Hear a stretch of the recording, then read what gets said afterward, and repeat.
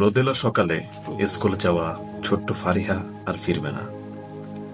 তার লাল ব্যাগটা পড়ে আছে, মায়ের চোখের জলে ভিজে গেছে হলুদ ফুল।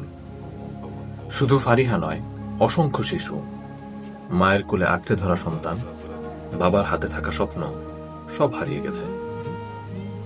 হাসপাতালের বারান্দায়, রাস্তায়, গলিতে সর্বত্র লাশের ছড়াছড়ি, হাহাকার আর কান্নার সুর। শেখ হাসিনা সরকার ভেবেছিল ভয় আর গুলির তাণ্ডবে মানুষকে থামিয়ে দিবে, কিন্তু মানুষ কি থামে? না, থামে না।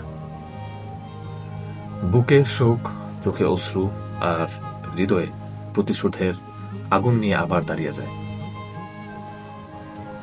এই রক্তে গেছে শত শত মায়ের স্বপ্ন, বাবার শেষ আশা, ভাইয়ের সঙ্গী। তবুও জেগে আছে প্রতিরোধের জেদ, বিচার চাওয়ার হাহাকার। আবারও ফুল ফুটবে, ফারিহারা হাসবে, মায়ের কোলে ফিরে পাবে তার সন্তান।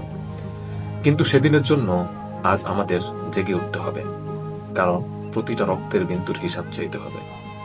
না হলে আমাদের ভবিষ্যৎ প্রজন্ম আমাদেরকে ক্ষমা করবে না। আজকের এই শোক, এই অশ্রু একদিন হবে ইতিহাসের সাক্ষী।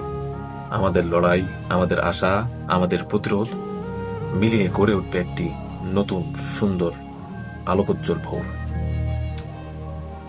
জয় হোক মানুষের, জয় হোক সত্যের, জয় হোক এ বাংলার প্রতিটি ব্যক্তির।